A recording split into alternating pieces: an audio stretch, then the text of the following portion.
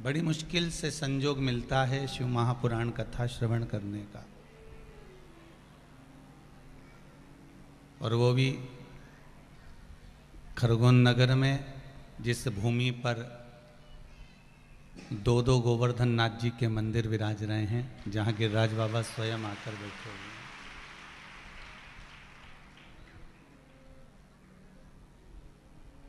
हैं। जहाँ के वैष्णव भगवान की अविरल भक्ति को प्राप्त करने के लिए नित्य प्रति ठाकुर जी के कीर्तन में डूबे रहते हैं। इसलिए इस कथा का नाम वैष्णव शिव महापुराण की कथा रखा है कि हमको ये ज्ञात हो जाए कि वैष्णव का लक्षण क्या है।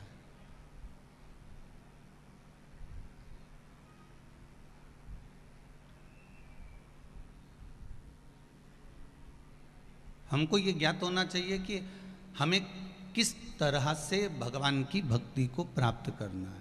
चाहे आप गोवर्धन नाथ जी की भक्ति करें, चाहे आप राम जी की करें, चाहे ठाकुर जी की करें, चाहे आप शिव जी की करें, चाहे आप जगदम्बा भवानी की करें, चाहे आप गणेश जी की करें, चाहे नवग्रह देवता की करें।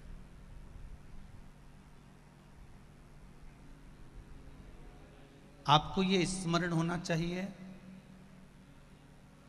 कि भगवान की भक्ति करते समय एक लोटा पानी जब हम शंकर को चढ़ा रहे हैं, या भगवान गोवर्धन नाथ जी को भोग अरोगा रहे हैं, या ठाकुर जी का श्रृंगार कर रहे हैं, उस समय पर हमारा भाव क्या होना चाहिए।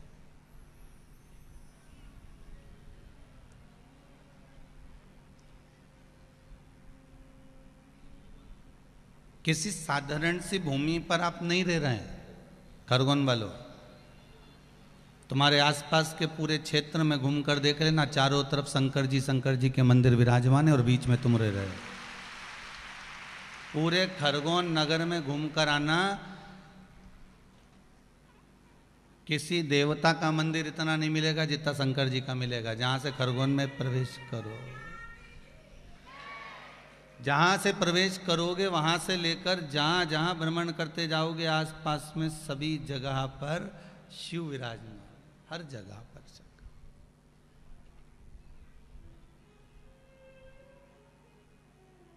शिव की उपासना,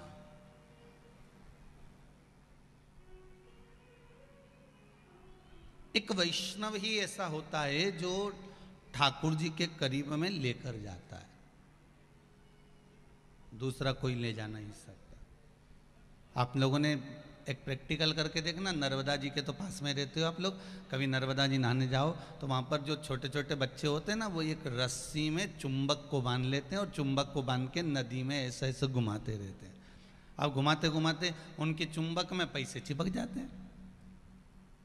अब वो पैसे जो चिपके होते हैं ना, वो पैसे में भी इतना बल आ जाता है, वो पैसे में भी चुंबक की इतनी आनंदता प्रकट हो जाती है कि वो पैसा भी दूसरे पैसे को खींच कर लिया आता है। बोलो सही है कि गलत है? लाता है कि नहीं लाता?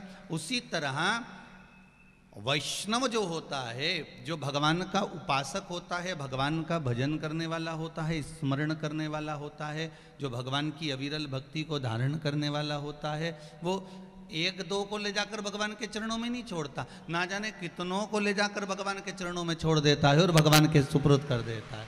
वो परम भगवदीय वैष्णव का लक्षण है। अगर किसी परिवार में कथा हो रही है और वो कथा अगर हो रही है और आप सब श्रवण कर रहे हैं, आप सब धारण कर रहे हैं, तो आपको इसका प्रसन्नता होना चाहिए, इसका आनंद होना चाहिए, इसका आपको एक सुख का अनुभव होना चाहिए कि महाराज आपके क्षेत्र में अगर भगवान की कथा श्रवण करने का सौभाग्य मिल रहा है तो कहीं हमारे भी पूर्वजों की कृपा हुई होगी, तब जाकर हम इस कंठा के पंडाल में पहुँचे हैं महाराज।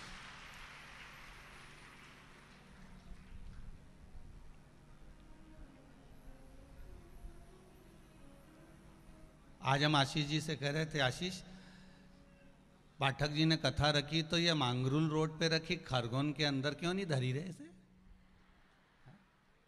मांगरूल रोड पर क्यों धरी? और खरगोन नगर से लगभग 5 मिनट 10 मिनट का रास्ता, तो इतना तो वहाँ खरगोन में रखना चाहिए, यहाँ क्यों रखी है? तो कहा गुरुजी ये तो पता नहीं, परंतु ये पता है कि सब व्यवस्था गाड़ी घोड़ा और जो भी आने वाले हैं वो अच्छे से आ जाएं और ट्रैफिक जाम भी ना हो, खरगोन नगर के लोगों को तकलीफ भी ना हो, इसलिए इसको मांगरुल रोड पे रख दी। फिर अंदाज़ा लगाया कि ये कथा मांगरुल रोड पर क्यों हुई। उसका कारण इतना सा है क्योंकि भगवान कृष्ण ने द्रौपदी से कहा था, द्रौपदी जो जितने कदम चलकर भगवान की कथा में पहुंचता है उतने अश्वमेध यज्ञ वो अपने जीवन के कर लेता है। अब मांगरुल रोड पे कथा हुई तो आप लोग थोड़ा बहुत तो चल कर आए होगे। अरे बोलो तो सही, चले हो ना थोड़ा बहुत। तो जितने कदम तुम चलकर यहाँ शिव महापुराण की कथा में पहुँचे हो ना, जितने कदम चलकर तुम यहाँ तक पहुँचे हो, तो एक डायरी छोटी सी रख लो और एक पेन रख लो। जितने कदम चलो नहीं, पड़ोसन से बोल दीजिए हमारे छेड़ जे मत जब तक मैं मानी पहुँच जाऊँ, जब तक मैं मानी पहुँचूँ ना तब तक हमारे छेड़ जे मत तू हो। और चलती चलती जपती जा श्री शिवाय नमस्तुभ्यम 1, श्री शिवाय नमस्तुभ्यम 2 कदम चलती जाओ और गिनती जाओ। और यहाँ तक आने पर जितने कदम तुमने लिखे जाते समय भी उतना अंदाज़ा लगा लेना। अब जितना जाते आते में तुम्हारा हिसाब जुड़ जाएगा, हिसाब लगने के बाद तुम्हें मालूम पड़ जाएगा, हिसाब लगने के बाद तुम्हें मालूम पड़ जाएगा कि तुमने कितने अश्वमेध यज्ञ अपनी जिंदगी के कर लिए हैं भगवान की कथा में जाने पर। कितने अश्वमेध यज्ञ कर लिए।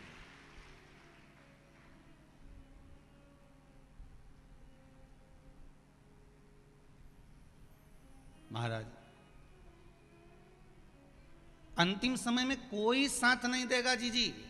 अरे सुन लीजिए री खरगोन वालियों, अंतिम समय में कोई साथ देने वाला नहीं। और जितने आस्था चैनल पर कथा सुन रहे हो, जितने फेसबुक और यूट्यूब पर कथा श्रवण कर रहे हो, जितने अपने अपने मोबाइल पर कथा सुन रहे हो या टीवी पर आस्था चैनल पर कथा सुन रहे हो, वो भी ध्यान लगाकर सुन लेना। अंतिम समय में कोई साथ देने वाला नहीं। ये जितने अपने मिलते हैं ये कोई साथ नहीं देगा। आखिरी में केवल चिता पर छोड़ेंगे, आग लगाएंगे, वापस लौट के आ जाएंगे, थोड़ी देर नहाएंगे और फिर अड़ोसी पड़ोसी 4-5 पूड़ी बना के भेज देंगे आलू की सब्जी के साथ, सब निपटाएंगे जोरदार। और फिर कल की तैयारी करेंगे कि उठाओ ना कितनी बजे करना है, बस इससे ज़्यादा कोई। और इतना करने के बाद फिर कोई मालूम पड़े 10वां की तैयारी में लग जाएंगे कि पत्रिका छपाओ बंटवाओ, फिर कोई 12वां की तैयारी में लग जाएंगे कि नुक्ती बनाना है, कि खोपरा पाक बनाना है, कि गुलाब जामुन बनाना है, कि इनके खिलाना भी है कि नहीं खिलाना है। तो ये सब तैयारी इनकी जोर शोर से चलेगी। मालवा के संत श्री नागर जी महाराज एक बात बड़ी सुंदर कहते, तेरा तेरा दिन याद करे क्यों रे मन सुमिरन क्यों नहीं करे। हमारे भारत के भूमि के ये मालवा के संत ने बड़ी सुंदर बात कही कि केवल 13 दिन से ज्यादा आपको कोई याद नहीं करेगा, इसके सिवाय तो लोग भूल जाएंगे महाराज, तो सब छोड़ देंगे।